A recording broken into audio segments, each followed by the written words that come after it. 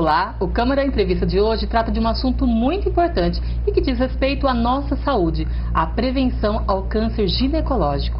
Quem fala conosco sobre o assunto é a oncologista a doutora Lenira Maria Queiroz Mauad. Ela que é médica responsável pelo programa de prevenção ao câncer ginecológico do Hospital Amaral Carvalho de Jaú. Doutora Lenira, muito obrigada pela sua presença aqui no estúdio da TV Câmara. Obrigada pelo convite, pela oportunidade, até de estar falando, né, com todos como chama? Nossos telespectadores. Nossos telespectadores, eu ia falar ouvintes, né, porque acho que isso é uma oportunidade muito boa para divulgar conhecimento, né, para conversar, para tirar dúvidas. Agradeço. Com toda certeza. A satisfação realmente é nossa, porque é um assunto realmente muito importante, mas que algumas pessoas ainda não têm acesso a essa informação até, né? Bom, vamos lá. Nos últimos 30 anos, a impressão que se tem é que o câncer ginecológico, ele aumentou, está havendo uma maior incidência. Isso é verdade?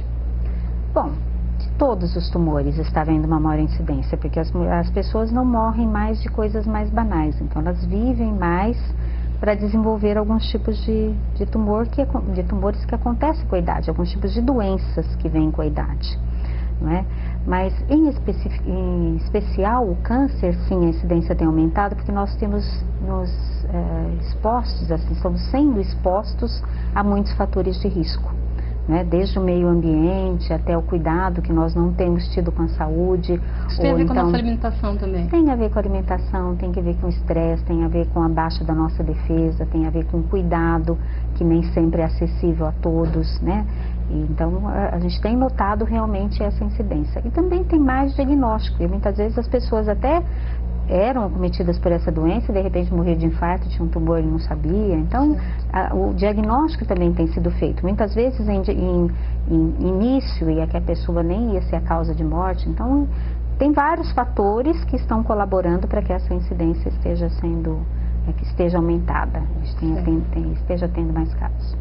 E entre os cânceres ginecológicos, que a senhora vai explicar daqui a pouquinho pra gente, o câncer de colo de útero é uma das maiores incidências em todos os tipos de cânceres, né? Só perde para o câncer de mama? Então, se nós considerarmos o câncer na mulher, então aí nós temos que ver, por exemplo, o câncer de mama não é considerado um câncer ginecológico. Ginecológico a gente vai falar do cintura para baixo, né? O útero, o ovário, o endométrio, colo do útero e vulva. Então, tirando o câncer de mama, que hoje é o mais prevalente mesmo, com mortalidade maior, com incidência maior entre as mulheres, existe uma variação por setores, por população, por características de população. Então, nos lugares, por exemplo, nos países mais desenvolvidos, nas populações mais desenvolvidas, o câncer de mama é mais prevalente, porque os fatores de risco são a própria vida, né, assim, com acesso melhor à alimentação, né, esse estresse. Então, a própria evolução da sociedade predispõe ao aparecimento de câncer de mama, menos filhos. E o câncer do colo do útero é o contrário, né, é relacionada à má assistência, relacionada à qualidade de vida pior. Então, nós vamos encontrar uma mortalidade maior pelo câncer do colo do útero em populações de condição socioeconômica pior. No Brasil, nos estados Nordeste, né, do Nordeste e do Norte, a mortalidade é maior. Agora, se nós falarmos em incidência, não quer dizer que os países ou as populações desenvolvidas, os países de primeiro mundo ou os estados em melhor condição socioeconômica do país não tenham o câncer do colo. Eles não têm na forma invasora, né? O diagnóstico é feito, o tratamento é feito das lesões precursoras, antes que se torne câncer, porque existe uma assistência médica adequada. Então, a mortalidade é baixa. Então, uma coisa é você falar aonde se morre mais do que se morre mais. Nos países e nas populações desenvolvidas, do câncer de mama, nos menos desenvolvidas, de colo do útero. Até porque elas morrem do câncer do colo do útero numa idade mais precoce. Então, e do câncer de mama mais tardio. Então, elas vão ter, não vivem para ter câncer de mama, porque elas morreram do câncer do colo antes, entendeu? Então, existe quando a gente fala de morte por câncer, claro, né? Então, quando nós pensamos em qual é o fator de risco para o câncer do colo do útero, que é o HPV, sexualmente transmissível, qualquer nível socioeconômico tem relação sexual. Então, a diferença está no cuidado. Certo. Bom, e a senhora é coordenadora aqui em Jaú do programa de prevenção do câncer de colo do útero e também, né, todos os tipos de câncer ginecológicos lá do Hospital Amaral Carvalho. A senhora tem percebido nesses últimos anos que as pessoas, que as mulheres, elas têm se preocupado mais com a prevenção ou ainda não? Menos do que eu gostaria, mas com certeza. Então, esse programa, ele começou em 1993. E ele é da Fundação, mas ele é uma parceria com a Secretaria Municipal de Saúde. Nós trabalhamos em parceria. Nós utilizamos as unidades básicas de saúde, a nossa equipe, ela tem funcionários da Secretaria, tem funcionários do hospital. Então, é uma coisa muito importante de um setor de assistência médica, que é uma fundação com o setor privado. E é uma parceria muito exitosa. Então, assim, ao longo do tempo, a gente tem trabalhado muito em divulgação, muito em cobertura. As mulheres já conhecem o programa. Isso tem altos e baixos, né? Tem época que nós temos uma coleta, aí começa a baixar, a gente vai, faz campanha, as pessoas voltam. Isso então, não é só em Jaú? É só em Jaú? Esse programa? Não. Esse programa, nos moldes em que ele foi desenvolvido, ele existe em vários lugares do mundo. Não é uma criação nossa. Assim, nós executamos um programa que deve ser executado em vários lugares, né? Talvez porque existe essa cooperação da instituição que fortalece o programa que existe na assistência pública, né? A partir de 98 existe campanha permanente através do Ministério da Saúde. A nossa era anterior a isso, mas nós nos adequamos aos moldes do Ministério da Saúde e nós executamos da forma como tem que ser executado. Com certeza, porque existe esse apoio da Fundação. Né? Porque em outros municípios, às vezes, você não encontra esse tipo de êxito, né? Assim, não é possível executar, né? Também não sei exatamente por que motivo, onde que barra, mas assim, com certeza o fato de ter um hospital oncológico, né, de nós termos acesso aos exames, por exemplo, nós recebemos mulheres com exames alterados de uma região muito grande. As mulheres daqui de Jaú, elas são atendidas aqui. Não é? Então, assim, existe uma facilidade muito grande para que esse programa vá para frente. Né? O laboratório que faz é aqui, os médicos da rede básica, todos estão muito motivados à coleta da citologia. Então, existe um ambiente para que o programa que existe a nível Brasil, né, tenha um sucesso aqui. E qual é o percentual de alcance das mulheres aqui em Jaú? Então, o que se prevê para uma boa cobertura é que 30% da população seja coberta todo ano. Tá? Por quê? Porque o exame, se você fizer o exame a cada 3 anos, você não tem câncer do colo do útero. Não precisa fazer todo ano. Olha, a diferença entre fazer 1 e 3 é muito pequenininha estatisticamente. Então, às vezes as mulheres chegam assim, eu fiz a cada 3, por isso que eu estou com essa lesão de alto grau, que é a lesão precursora. Mas se ela tivesse tido uma lesão de baixo grau no ano anterior, nós teríamos repetido. Então, não tem problema colher a cada 3 anos. Então, por conta da coleta poder ser feita a cada 3 anos, e o impacto disso é não ter câncer na forma invasora, não lesão precursora, tá? Por conta disso, então, eu tenho que ter uma cobertura mínima de 30%. Né? Quer dizer, a cada 3 anos eu estou vendo 1/3 da minha população. E aqui em Jaú nós estamos bem acima disso. Isso, nós temos uma cobertura de 44%, segundo o DataSUS. Mas eu tenho certeza que tem muita gente colhendo exame a mais e muita gente colhendo exame a menos. Sim. Porque nós temos mulheres ainda sem cobertura. Né? Ou que fez há mais de 5 anos, há mais de 3 anos, então não está protegida. As mulheres ainda têm medo de fazer o exame? Tem, ou se tem. Porque não tanto, não é só desconhecimento. Não tanto por causa porque você vê, toda a equipe que faz a coleta, ou é o médico da unidade básica, né, com a qual ela já está habituada, ou é a equipe da enfermagem do programa. Então, não é uma questão, às vezes é uma questão de vergonha, mas acho que isso não é muito. O que pega mais é o desleixo mesmo, assim, não dar importância ou não lembrar isso dentro da rotina puxada, esse dado também, né, achar que não vai acontecer comigo, então você se omite, tá? Mas eu acho que o que pega muito é medo de resultado. Também. Sabe? Aquela história assim, quer saber, eu não quero nem saber que eu tenho. Uma bobagem, né? Eu costumo brincar com minhas pacientes que isso é que nem a história do avestruz.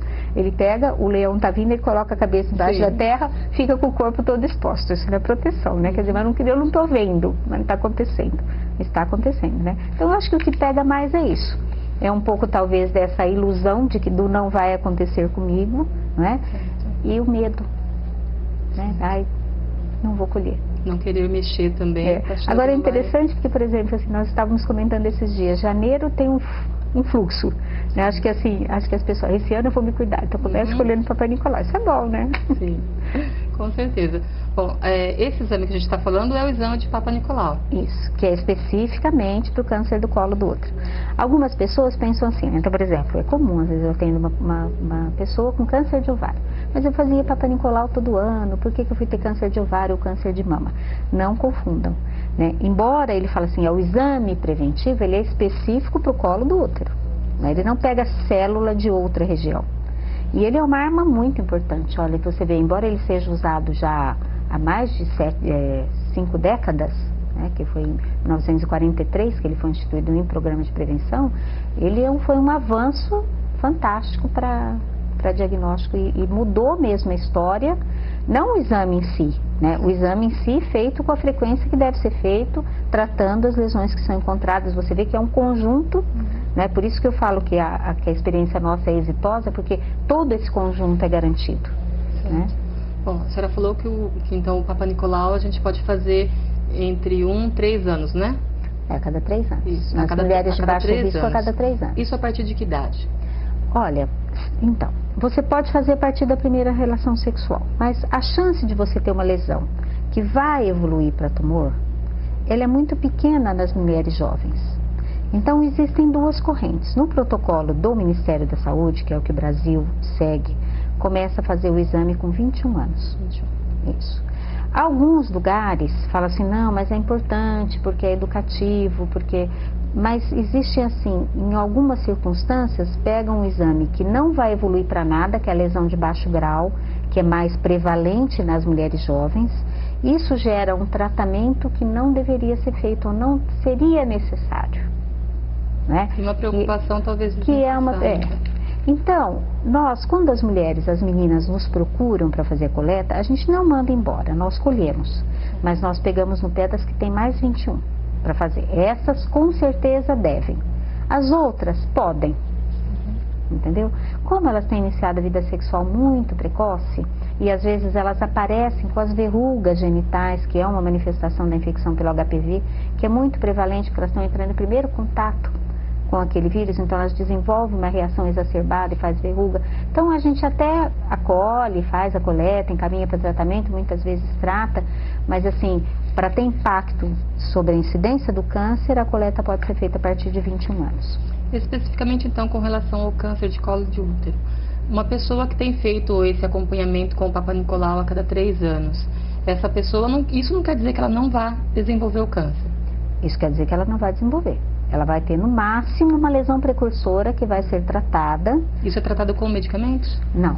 É uma cirurgia, que nós fazemos uma cirurgia conservadora, via de regra a gente faz no próprio ambiente ambulatorial com anestesia local.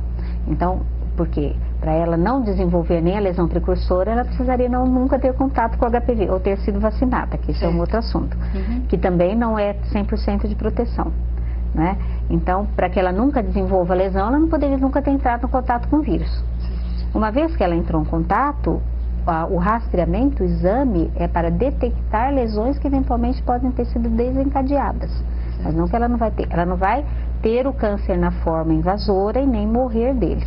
Então, o impacto é sobre a mortalidade. Por isso que eu falei para você... Então, quem faz tratamento, a chance de morrer de câncer é bem menor. Que faz o rastreamento não é para morrer de câncer. Não quer dizer que não vai ter que tratar alguma lesão precursora. Entendeu? Certo.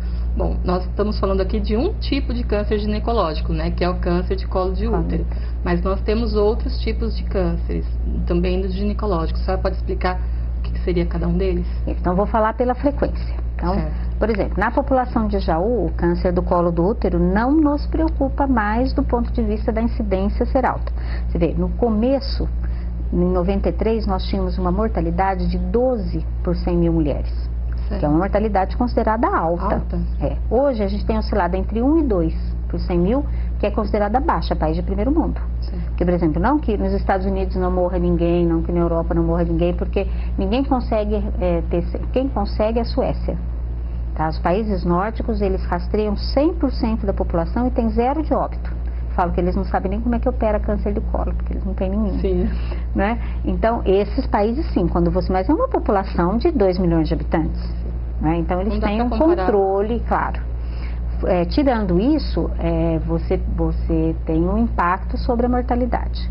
Bom, então, esse é o tumor mais comum, que em Jaú a gente até que não se preocupa, porque embora nós tenhamos mulheres que ainda estão tendo câncer do colo, elas não estavam no programa. As que estavam no programa não ou desenvolvem na forma inicial, curável, né, ou não desenvolvem. E aí, então, a nossa população, ela tem uma característica importante também, que é uma condição socioeconômica perto do restante do país razoável, com um aumento da longevidade. Então, nós temos que nos preocupar, por exemplo, com o próximo da lista, que é o câncer do endométrio, que é o corpo do útero. Quais são os fatores de risco para o câncer do corpo do útero? Então, deixa eu falar primeiro do colo do útero, já que a gente estava no assunto lá da coisa. Então, ele é causado, na maioria das vezes, assim, 96% dos subtipos, pela infecção do vírus HPV, que é um vírus sexualmente transmissível. Os fatores de risco para você desenvolver. Você só pega com relação sexual. Só. Falar, pegou no banheiro. O vírus, ele é tão bobinho. Sem camisinha.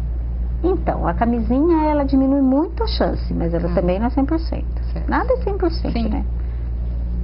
Mas, então, o risco para você desenvolver um câncer do colo do útero, primeiro é ter vida sexual ativa, né? Pregressa ou atual. Falar, não tenho agora, então não preciso escolher. Não, mas já teve, né? Tem tido chance. E esse vírus, ele é tão prevalente que se todo mundo que se contaminasse desenvolvesse, não ia ter para nenhum outro câncer. Certo. Porque estima-se que de 50% a 70% da população entra em contato com esse vírus uma vez na vida, mesmo que tenha um parceiro só. Né? O bom é que, assim, apesar de entrar, pouquíssimos vão desenvolver a lesão, até mesmo que não façam o exame. Né? Então, os fatores de risco é ter vida sexual pregressa ou atual, e ter iniciado essa vida sexual precoce, então estatisticamente antes dos 19, mas o que nós temos visto hoje é em torno dos 15. Primeiro porque é um colo do útero da adolescente, ele é um colo mais suscetível, ele recebe de braços abertos o vírus, digamos assim, não é? Depois, se ela inicia precocemente essa vida sexual, ela tem mais chance de ter outros parceiros ao longo da vida. Né? Já começou a vida sexual, é com o próximo namoradinho também, já vai ter relação com o próximo também, então ela tem uma variação maior de parceiros, o que aumenta a chance dela achar um contaminado e se contaminar também e de contaminar outros, então vai tendo, né? O fato da mulher engravidar precocemente, porque algumas alterações durante a gravidez favorecem o vírus, principalmente por diminuição de defesa, né? Ser fumante, tá? E não ter acesso a serviço. Então, esses são os principais. Quando a gente tem uma população rastreada, que eventualmente, se Deus quiser, vai começar a ser vacinada, então você começa a diminuir essa incidência e você vai para o segundo da lista, que é o câncer do endométrio. De qualquer forma, na fase inicial do câncer de colo do útero, não há sintomas? Não, nenhum sintoma. A mulher pode ter sintoma de sangramento na relação sexual por causa do câncer do colo do útero quando ele já é estadio 2 ou 3. Que aí já diminui a chance de cura para 60%. Então a única forma mesmo é o Papa Nicolau. Papa Nicolau. Então, aí o segundo da lista, que é o câncer do endométrio. Aí nós temos 2 tipos de câncer de endométrio. O mais frequente deles está relacionado a comportamento. Está relacionado à obesidade, a número baixo de filhos, a não uso de anticoncepcional, a ciclo menstrual irregular, né? Ou então uso inadequado de terapia hormonal. Então ele tem se tornado mais frequente, porque a nossa população gradualmente está tendo um índice de massa corporal maior, está mais gordinha, gordura central. Tem uma maior tendência. Tem maior tendência, principalmente se elas tiverem um histórico de ciclo irregular, ou se elas tiverem um histórico de poucos filhos, porque a gravidez protege, que é um tempo que você fica dando de repouso para esse endométrio. E aí, então, nós temos essa preocupação e nós rastreamos as nossas menopausadas. Todas as mulheres que fazem o exame de prevenção, elas são questionadas a respeito do sintoma mais frequente do câncer do endométrio, que é o sangramento pós-menopausa. Então, parou de menstruar, já faz 1 ano, não é para sangrar de novo. Se sangrar é algum problema, então tem que procurar um médico. Não é que toda vez que sangra é um câncer de endométrio, pelo contrário, na pequeno número de vezes, né, na menor parte das vezes isso é, mas é um sinal de alerta. Mas nós temos trabalhado com essas mulheres. E aí, existe alguma forma de prevenção do câncer do endométrio ou é só mesmo identificar esses tipos de sangramentos? Porque o Papa Nicolau não identifica. Em uma circunstância excepcional ele até poderia, mas ele não é considerado método de rastreamento seguro. Então, quando a gente fala em prevenção, você tem que entender uma coisa. Nós temos a prevenção primária, que é assim, você evitar correr o risco. Então, como que a mulher evita o risco do câncer do colo do útero? Preservativo, vacina, é a prevenção primária. A secundária é fazer o exame para detectar precoce. Em relação ao câncer do endométrio, como que ela pode evitar um câncer do endométrio? A vida inteira cuidando do seu ciclo para que seja regular, né? Evitar ganho de peso. Para isso ela tem que ter uma alimentação adequada, exercício físico regular, principalmente quando entra na menopausa, porque quando entra na menopausa ela tem uma tendência a ganhar peso. A gente tem diminuição de massa muscular, que é a massa magra, diminuição de metabolismo, também já pode ficar mais relaxadinha, cuidar menos da vaidade, se alimentar pior, caminhar menos. Então, quando a mulher aumenta em média de 10% do seu peso habitual, tá? Então costumava pesar 60 quilos, engordou 10, aumentou mais que 10%. Ela começa a aumentar estatisticamente o risco de ter câncer de mama e de endométrio, que são os tumores que são mais dependentes de nível hormonal. Então, para ela fazer uma prevenção primária, ela tem que ter uma vida saudável, tá? Como que ela faz a prevenção secundária? Quer dizer, como que eu acho se o tumor estiver aparecendo? Existem algumas maneiras. Você pode fazer um ultrassom transvaginal anual.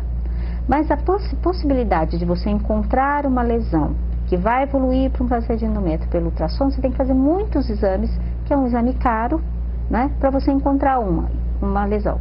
E quando você faz, você pode encontrar um monte de coisa que não vai dar nada e que vai gerar um exame complementar desnecessário. Então, a regra, estou falando para você como se rastreia em primeiro mundo, né, que é o que a gente faz em Jaú, nós somos primeiro mundo. Sim. O paciente teve queixa de sangramento pós-menopausa, ela vai para um ultrassom transvaginal, tá? Isso tudo existe no serviço. Ela vai para um ultrassom transvaginal. Se no ultrassom transvaginal tiver alguma alteração, ela vai para um exame complementar que chama histeroscopia. Se tiver alguma alteração, ela vai para a histeroscopia cirúrgica, que é a realização da biópsia ou da retirada dessa lesão para fazer diagnóstico. Nós temos uma porcentagem pequena de tumores de endométrio detectadas, porque ele não é mesmo para ser frequente. Mas nós temos vários casos detectados no nosso rastreamento. E é curável? Tudo é curável quando é começo, né? Então, nos primeiros sinais, agora, às vezes, a gente, por exemplo, quando eu estou no ambulatório da oncologia especificamente, no ano da prevenção, aí chega aquela paciente com tumor avançado de endométrio. Você fala, mas caramba, né? Não sangrava? Ah, sangrava, já faz uns 2 anos que eu sangro, mas achei que fosse normal. Ou então, fui no médico, no pronto-socorro, me deram uma injeção, encaminham para o ginecologista, mas nem sempre vão, né? Então, e aí você vê que o sintoma, ele é precoce. E quando ele é tudo que é, todos os tumores, porque a gente fala assim, câncer não tem cura, todos os tumores iniciais têm cura, né? O que a nossa grande luta de todos os programas de rastreamento não é impedir que a pessoa tenha câncer, é detectar numa fase que ele possa ser curável com um tratamento menos agressivo. Certo. Um outro tipo? Nós já falamos aí do colo do útero e do endométrio. Tá. Outro que nós rastreamos, né, que não é muito comum, mas pode acontecer, porque as lesões precursoras são até bem desconfortáveis, é o câncer de vulva. Aí nós temos 2 tipos de tumores de vulva, que incidem em fases diferentes da vida. Então, o câncer de vulva, na mulher jovem, ele é relacionado ao HPV. O HPV também pode ocasionar. É menos frequente porque a paciente ela tem que ter um estado de defesa mais baixo, então também é mais comum em paciente imunossuprimida, ou portador de vírus HIV, ou usuária de imunossupressor por algum motivo. E na idade mais avançada, na mulher da menopausa, 60, 70 anos em diante, a lesão precursora é uma doença imunológica, uma doença assim que acontece na vulva por causa do nível de hormônio baixo, tá? E que evolui com uma coçadura crônica. Parece bobagem, mas assim, muitos dos tumores da vulva começam com a vulva ficando sequinha por causa da menopausa, aí ela começa a ficar clarinha, aí ela começa a coçar, aí ela começa a grudar, aí ela forma feridinha e vira tumor. Então, muitos anos antes de virar o tumor, de aparecer a lesão pequenininha, Você vai ver, essa paciente coçava essa vulva, ó, e não ia ver, entendeu? E não foi acompanhada, não foi tratada. Então, quando nós fazemos o exame, então a paciente vai fazer a coleta da citologia, o profissional que está examinando essa paciente olha a vulva, né? E quando ela tem algum desses sintomas, que é a hipocromia, a diminuição da cor da vulva, ou espessamento, né, a área de espessamento, elas falam assim, se ela não tem coceira, ou então quando ela tem queixa de prurido, ela é encaminhada para o ambulatório. Porque existem duas coisas boas. Primeiro, que a coitada é tratada de um sintoma extremamente desconfortável, que é um prurido vulvar. E segundo, que a gente faz esse segmento, porque você tratando isso, tirando a coçadura crônica, você diminui a chance. E também porque, claro, quando a gente tem alguma lesão, nós já detectamos, embora, por exemplo, a gente tenha tido 2 casos em 3 anos, né? Mas eram mulheres que não notavam nada. Agora eu tenho um ambulatório muito grande de mulher com prurido vulvar, que a gente trata, não sei se todas evoluiriam para, mas é uma forma de você prevenir. Porque elas, então, por exemplo, muitas mulheres que podem estar nos ouvindo agora podem ter essa queixa ou conhecer alguém que tem prurido vulvar, né? De preferência em mulher menopausada, porque muitas coisas podem dar prurido, desde a roupa, alérgico, corrimento, mas especificamente na mulher menopausada, com que vai ficando espessada e não para de coçar, isso é uma doença, a gente chama de líquen escleroso, que é uma lesão precursora do câncer de vulva. E é curável?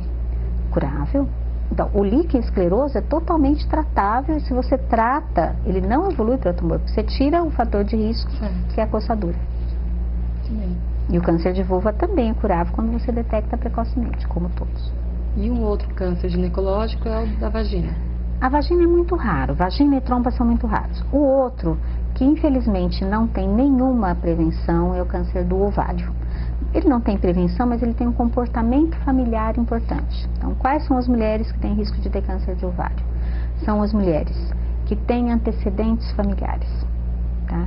Então, ou do próprio câncer do ovário, então a mãe, a avó, a irmã, a tia, tem que ter mais de um caso para a gente caracterizar. É hereditário, então. Ele tem um comportamento hereditário, ele está relacionado com câncer de mama, está relacionado com câncer de intestino. Então, por exemplo, a mulher que teve alguém com câncer de mama na família, ou ela mesma teve um câncer de mama, a gente rastreia ovário e endométrio. Ou então que já tem mais de um caso na família, ou aquelas mulheres que foram submetidas a muitos tratamentos para engravidar com indução de ovulação, também são mulheres de risco. Infelizmente, o câncer de ovário ele é mais agressivo. Então, o que nós temos de conduta ativa contra o câncer do ovário? Primeiro, valorizar a queixa de dor. Porque não adianta você sair fazendo ultrassom, se fizer ultrassom uma vez por ano, dali a 2 meses ele começa um tumorzinho, dali a 6 meses o tumor já espalhou. Então ele tem um crescimento muito rápido. Então você até pode ter a sorte, se o teu anjinho da guarda estava de plantão, você pode ter a sorte de fazer um ultrassom no dia, né, naquele mês em que o tumor começou a aparecer. A gente até tem casos, mas não é aceito como um rastreamento eficaz. Não quer dizer que se você fizer ultrassom transvaginal todo ano, você não vai ter um câncer de ovário. Então a conduta ativa que nós temos é identificar as mulheres de risco, que são exatamente as que têm um histórico familiar. Nesse caso, se o histórico familiar for muito positivo, ela deve usar pílula anticoncepcional enquanto ainda quiser ter filhos. E quando não quiser ter mais filhos, ou em torno dos 40 anos, ela deve retirar os ovários. Embora a conduta pareça agressiva, é o único que a gente tem, é a única arma que nós temos que a literatura aceita como uma ação, entendeu? Como uma coisa positiva para você evitar. A retirada dos ovários automaticamente impede que ela tenha esse tipo de câncer? Pior que não, né? Ela, uma grande parte, mas esse tipo que é um subtipo de tumor que pode aparecer, por exemplo, no revestimento peritoneal, dentro da cavidade, mas diminui muito a chance. Então, é engraçado não, acho que é trágico, né? A gente não pode dizer assim para ela, olha, eu tirando os seus ovários, você está livre desse problema. Né? Mas eu tirando os seus ovários, você tem uma chance mínima de desenvolver o problema. Já é uma coisa, né? Felizmente, eu brinco que medicina não é matemática, né? Para biologia a gente tem estatística, né? Que são os fatores de risco, não tem jeito. Os fatores de escape, né? Doutora, pelo menos 2 tipos de cânceres, a senhora disse que são contraídos por meio do vírus HPV. E como que a gente se previne do HPV?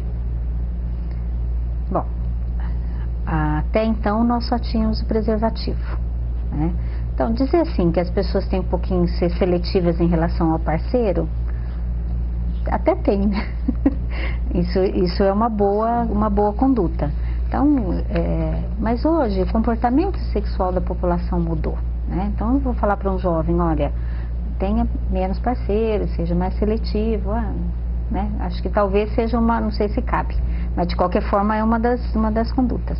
A outra é usar preservativo, porque ele não é 100%, mas ele protege muito, diminui muito a chance de contaminação, né?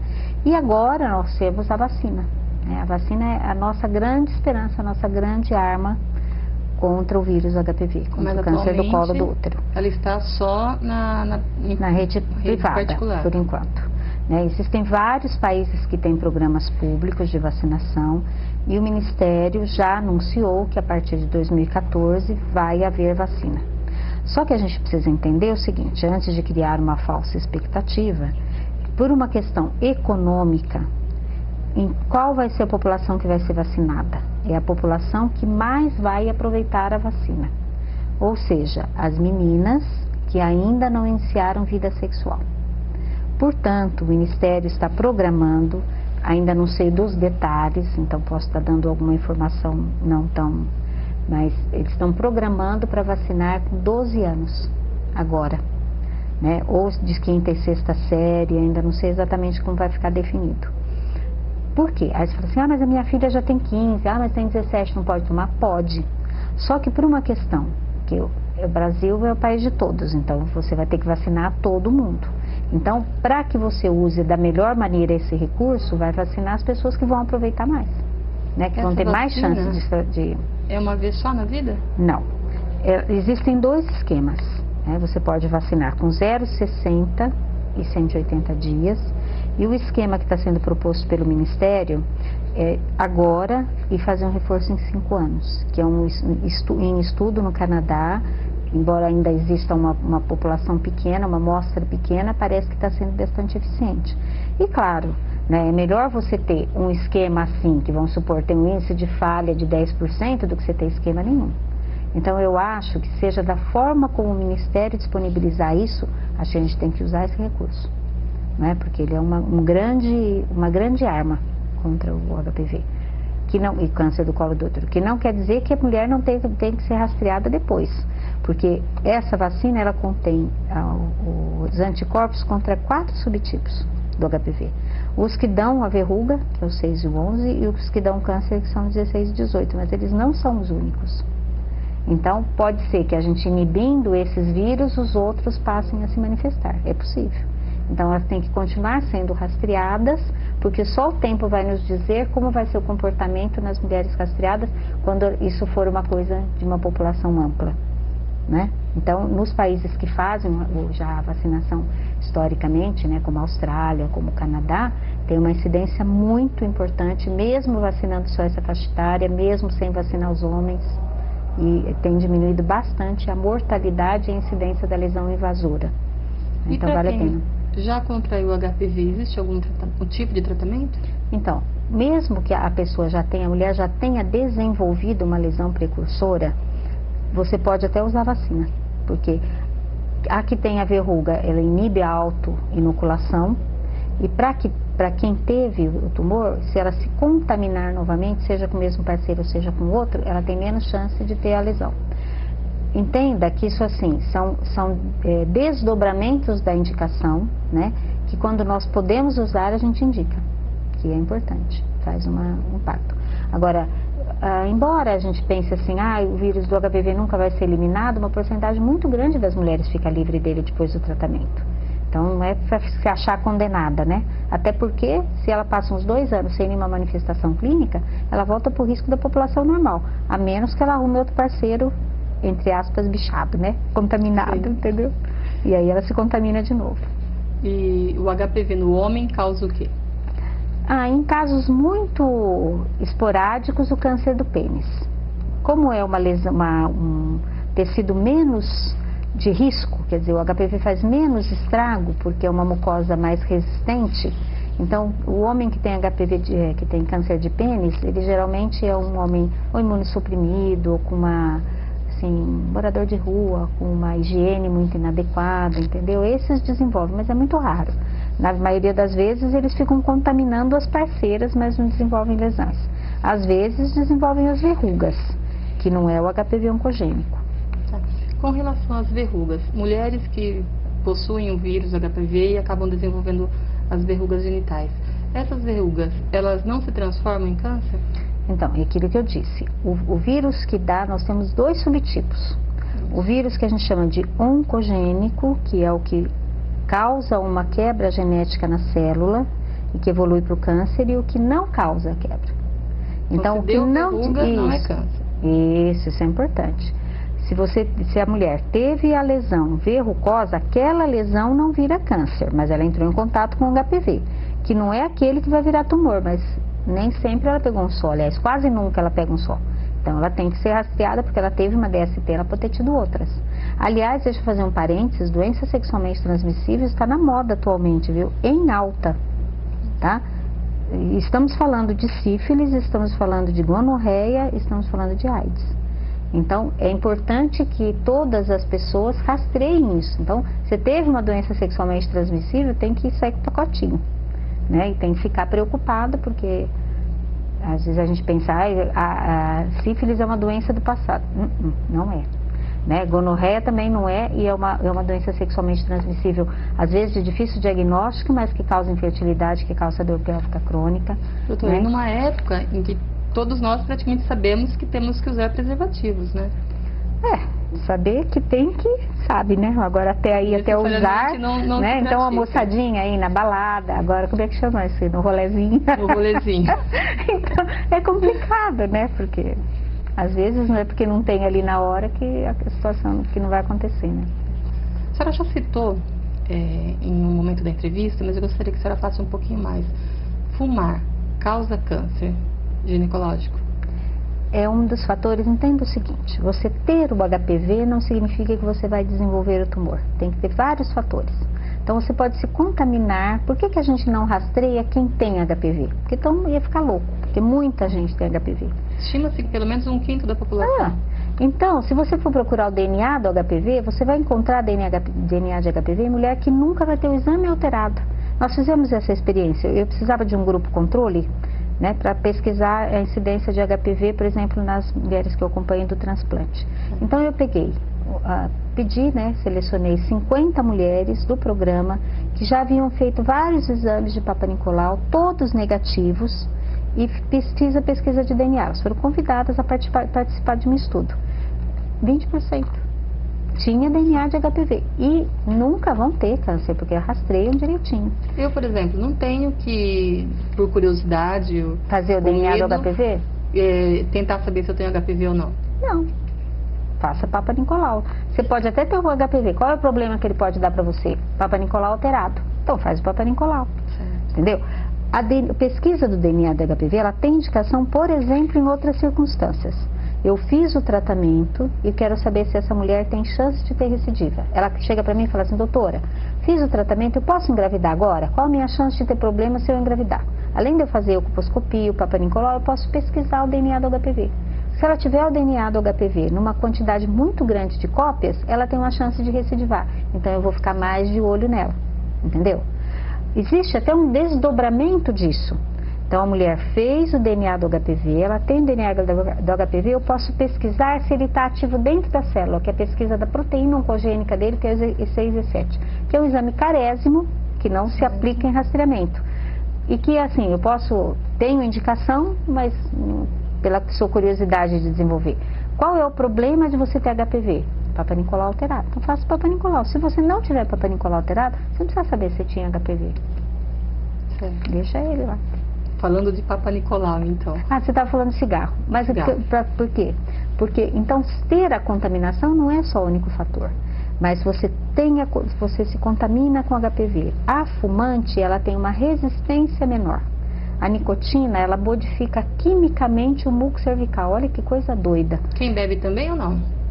Não. Só para não está relacionado. Bom, geralmente o alcoolista, ele tem uma uma desnutrição, porque ele absorve menos, então ele pode ter um estado imunológico mais baixo.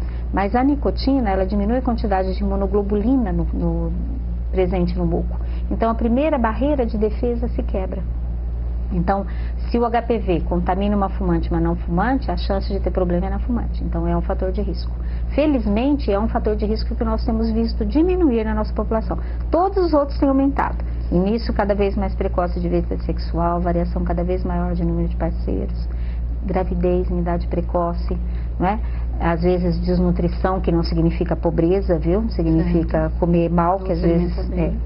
E o único que tem diminuído é o cigarro. Doutora, e cistos? A gente tem ouvido falar muito de ovários policísticos e cisto. Isso pode evoluir para um câncer ginecológico? Então, na medida em que os cistos eles podem ser consequências de ciclos irregulares ou vice-versa, né? Então, por exemplo, a mulher tem um ovário policístico, então ela tem um ciclo irregular e não trata a vida inteira. Ela é um fator de risco para um câncer do endométrio na idade adulta ou perimenopausa. Mas o cisto em si, não. Então, por exemplo, existem muitos cistos, a maioria dos cistos de ovários são benignos e muitas vezes respondem só a tratamento clínico. Por si, eles não são fatores de risco. Muitos tumores de ovário começam com cistos pequenos, diferente de um cisto endometriótico, que sempre tem que ser tratado, tá? Não que a endometriose evolua para câncer. Então, vou fazer um diferencial. Ovário policístico tem risco de virar câncer? De ovário, não.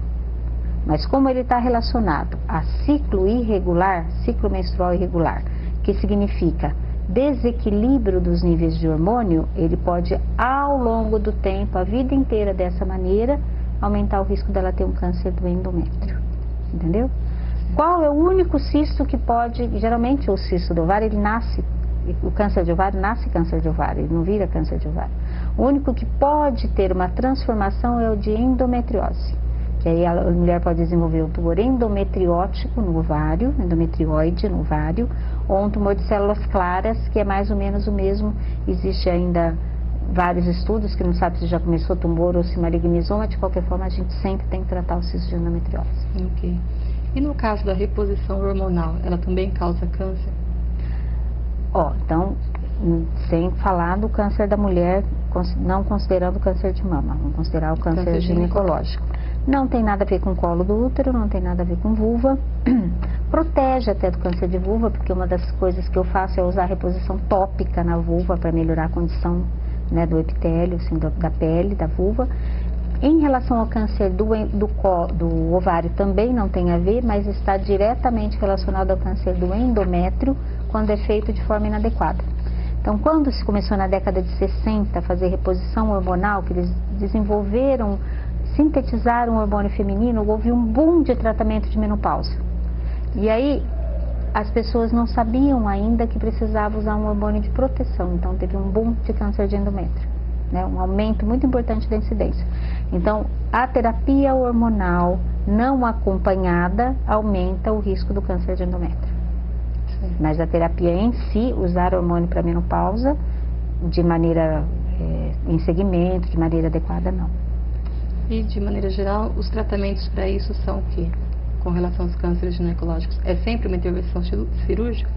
Depende do tipo de câncer. Aí, geralmente, é uma intervenção cirúrgica, né? A gente fala assim, sempre que a cirurgia for possível, ela é a melhor terapia.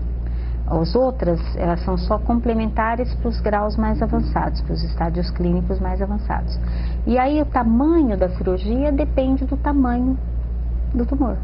Então, eu disse para você, às vezes nas lesões que são as precursoras, as iniciais do câncer do colo, a gente faz uma cirurgia ambulatorial, que a mulher tem filhos depois. Aliás, no programa, nós temos 57 crianças que nasceram depois de um tratamento. Né? A gente fala que são os nossos filhos do programa. Então, quer dizer, você faz uma cirurgia muito conservadora. E aí vai subindo, né? Foi o estágio clínico 1, aí você tem que tirar o útero. Quando é o 2, você tem que fazer um tratamento com radioterapia. Então, os tratamentos cirúrgicos, radioterapia e quimioterapia, eles dependem do tipo de tumor. Porque a gente fala assim, teve um câncer do endométrio. Tem alguns diferenciais dentro da célula do endométrio. Você pode ter um tumor de células claras, você pode ter um carcinoide, o adenocantoma, você pode ter um endometriose grau 1, grau 2, grau 3. Então, não são todos iguais. E aí, os tratamentos complementares, eles são necessários, a depender do tipo de célula que malignizou dentro daquele órgão e do grau de comprometimento. Que aí eu vou precisar de alguma coisa que me ajude a ter mais garantia, para evitar que ele dissemine. Né? E aí, uma próxima pergunta seria com relação após o tratamento, durante e após o tratamento, a mulher ela tem condição de ter relações sexuais, manter uma vida sexual ativa? Ou isso também vai depender do tipo de câncer que ela teve?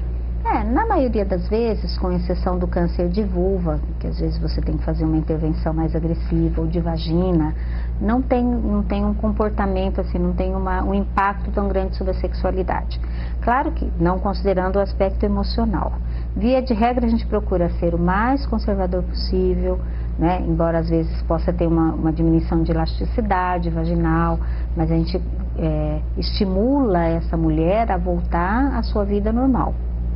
Então, não é para ter um impacto. Às vezes tem, por exemplo, você tira os ovários, então diminui lubrificação vaginal, que é uma coisa que a gente vai corrigindo. Mas é uma preocupação que nós temos, que é a sexualidade relacionada ao câncer, porque isso faz parte da vida da mulher, faz parte da vida do parceiro. Então, tem sim. Cada caso a gente vai orientar de acordo com qual o tratamento que foi instituído, né? A maioria não é tão mutilante e não impede. Os tratamentos para o câncer ginecológico, eles também incluem queda de cabelo, esses efeitos colaterais? Então, depende do que vai ser instituído. Então, raramente a gente usa a quimioterapia, por exemplo, no câncer do colo. Nós usamos, às vezes, adjuvante quando o tumor é grande e nós queremos que ele se torne operado porque aquela mulher é jovem. Então, a gente faz uma quimioterapia neoadjuvante, 2 a 3 ciclos, tem queda de cabelo. Ovário sempre, quimioterapia, endométrio em algumas circunstâncias. Então, a radioterapia, ela é uma adjuvante importante, geralmente ela é usada, mas não dá queda de cabelo. E a quimioterapia em algumas circunstâncias e em alguns outros tumores sempre, como ovário. E aí dá queda de cabelo sim. Doutora, e apesar assim, de todas as complicações dessas doenças, o mais importante que fica é que existe tratamento, e principalmente aqui em Jaú existe a prevenção. Então, isso é muito importante. E o bacana é que a mulher, ela gosta de se cuidar, ela é cuidadora por natureza e ela se cuida. Então, é muito comum a gente ver pacientes, as mulheres vão fazer segmento, vão todo ano. Por isso que o programa, ele tem um aspecto assim de rotina, né? Porque nós queremos valorizar esse cuidado que a mulher tem consigo de uma maneira rotineira e estimular isso. Então é muito importante. Da mesma forma como quando ela se interessa por fazer uma prevenção de câncer, por exemplo, ela tem acesso a um serviço de saúde que pode estar ferindo a pressão. Então você desperta outros cuidados, né? Que faz não só com que ela viva mais, mas que ela tenha uma qualidade de vida melhor. Então, como que a gente estimula isso dentro do programa? Primeiro, fazendo de uma maneira, nós temos uma rotina, né, que é um rodízio pelas unidades de saúde. Então, nós oferecemos a coleta todos os dias no Amaral, no posto fixo do hospital, que é na rua Rui Barbosa. Eu vou colar aqui o número 374, tá? Então, o atendimento é feito das 7 da manhã até as 5 da tarde e aos sábados pela manhã. A mulher já pode ir direto lá ou tem que ter um Pode ir direto lá agendamento? Não, sem agendamento, com uma carteira de identidade. Aí se ela já foi... Mas ela não precisa passar pelos postinhos antes? Não. Ela pode ir lá. Esse é um posto que funciona o tempo inteiro. Aí nós temos os outros postos, que isso é uma tentativa de descentralização. Então nós fazemos com um rodízio fixo. Então, por exemplo, esse mês o programa de prevenção está no PS do São Benedito. Então, já desde dezembro já estava fixada uma faixa. No mês de janeiro, o programa de prevenção aqui, Coreceu Papa Nicolau, fica no mês de janeiro inteiro. Então, as mulheres que frequentam aquele PAS, elas já sabem que todo mês de janeiro a equipe da prevenção vai estar lá fazendo a coleta. Então, elas já acostumam com aquilo, entendeu? Então, elas já vão e fazem coleta. Aí, no mês que vem, nós vamos para o NGA. Então, já existe um cronograma fixo. E isso é divulgado dentro daquele bairro. Então, as mulheres já têm esse... E aí, se ela está indo, se ela já foi se ela é menopausada, ela vai ser... Primeiro que a vulva vai ser examinada, segundo que ela vai ser questionada sobre esses fatores. E essa mulher que tem esse interesse, ela já é aquela que está ouvindo esse programa, que vai ler sobre outras coisas, que vai se interessar em, por exemplo, ver alguém que teve, mas como que eu podia ter feito para evitar? O que eu poderia ter feito, entendeu? Você abre a cabeça, você muda a forma como a pessoa encara. O mais importante é que a gente tenha consciência disso, quem está me ouvindo também, né? Que existe esse cuidado, que a gente não tem que ter medo do câncer ginecológico, né? Ou que isso não vai acontecer comigo. Todas as mulheres têm chances de ter câncer. Primeiro de mama, segundo, aliás, no estado de São Paulo não é mais ginecológico, é câncer de intestino. Então, também é importante cuidado com a alimentação, cuidado com a mudança de hábito intestinal, né? Então, mas assim, com a saúde em geral, né? Mas que existe esse recurso da coleta da citologia, que as mulheres estão ouvindo, vão pensar lá, estou fazendo o exame, fiz nos últimos 3 anos, né? Mas também vão estar falando para as filhas, para a mãe, para a vizinha, quer dizer, essa transmissão de conhecimento, essa divulgação é muito importante. Okay. Doutora, eu vou fazer uma pergunta que, na verdade, eu acho com relação após o tratamento, quais são os hábitos que as mulheres devem adquirir para manter aí uma vida saudável? Que, na verdade, seriam os hábitos que ela deveria ter adquirido antes de adquirir um câncer. Olha, eu sempre digo que as coisas que acontecem na vida da gente, elas devem acontecer para nos dar alguma lição, né? Então, é muito comum, teve um tumor, às vezes alguém na família teve, não é nem ela. Então, a pessoa já se interessa e isso é super bom, gente, né? Mas, em especial, essas que já tiveram, você vê, às vezes a gente não consegue dar alta do ambulatório. Então, por exemplo, a gente acompanha, trata, aí com 5 anos, dependendo do tumor, 10 anos, 2 anos, a gente fala, não, agora você pode ir, pode fazer. Não, mas aqui eu venho, faço mamografia, faço segmento, mas você pode fazer isso na sua unidade, aliás, você deveria ter feito. Então, elas são despertas para outro tipo de lesão. E que também é verdadeiro, porque uma vez que você já teve, não quer dizer que você não vai ter outro. Não é? Quer dizer, antigamente a gente falava assim, um raio não cai 2 vezes no mesmo lugar, mas ninguém sobrevivia ao primeiro, né? Hoje tem pessoas que têm o primeiro, segundo, terceiro tumor em outros órgãos. Por quê? Porque sobrevive para ter. Então, elas passam a ser mais cuidadosas, né? Então, a gente vê, por exemplo, as pacientes que tiveram um câncer de mama, elas, via de regra, elas frequentam mais o ginecologista a partir disso. E o contrário. Né? Teve um câncer do endométrio, um câncer do colo do útero. A gente fala, é importante continuar fazendo, porque você tem chance de ter câncer de mama. Importante cuidar do colesterol, porque também você pode ter outro tipo de doença, né? Mas se você não teve um, você não vai ter outro. Então, às vezes eu brinco, porque eu dou alta, né? Então, 5 anos de segmento é considerado curado, então a gente dá alta, reencaminha para o médico ou para o município de onde veio, né? Aí fala, olha, é importante, você tem que cuidar do colesterol. Essa não era a sua passagem para São Pedro, mas tem outras, né? Então tem que continuar cuidando. Então é uma forma, e elas, via de regra, elas se interessam bastante, assim, passam a ser o que deveriam ter sido antes. Sim, ou então até influenciam de maneira positiva a família, né? Isso eu acho que é um ganho. Despertando, né? Necessidade de se cuidar.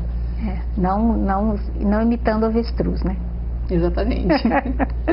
Doutora, eu gostaria de agradecer imensamente a sua participação. Com certeza as suas informações vão clarear, despertar realmente muitas pessoas que estão nos acompanhando pela TV Câmara. Muito obrigada mesmo. Eu que agradeço a oportunidade. Espero que tenha contribuído, né, para o conhecimento das pessoas que estão nos ouvindo, mas principalmente não para o conhecimento, mas para a mudança do comportamento a partir desse conhecimento. E aí acho que assim, todos os que me ouviram agora eu considero como um pequeno divulgador. Quer dizer, espalhem a notícia, sejam defensores do programa, né? Podem confiar, porque a gente faz um trabalho de qualidade, tá? Assim, nós estamos muito preocupados com o tipo de atendimento que nós fazemos. A gente tem assim estamos sempre reciclando, sempre estudando, sempre melhorando. Então, a população pode ter confiança no trabalho que está sendo oferecido e aderir mesmo e divulgar. E que os homens também incentivem, né, as suas esposas, as suas namoradas a procurarem realmente um meio de prevenção que aqui em Jaú foi oferecido pelo Hospital Amaral Carvalho. E pelo município, né, pelas unidades básicas. Tá certo, então, doutora, muito obrigada mesmo pela sua participação. Agradeço você também aí que nos acompanhou da sua casa, do seu trabalho. Muito obrigada mesmo pela sua companhia, pela sua audiência, você que nos acompanha pelo canal 99 da NET. também pelo canal 10 da NET Digital e ainda em canal aberto digital pelo 61.4. Muito obrigada e até mais.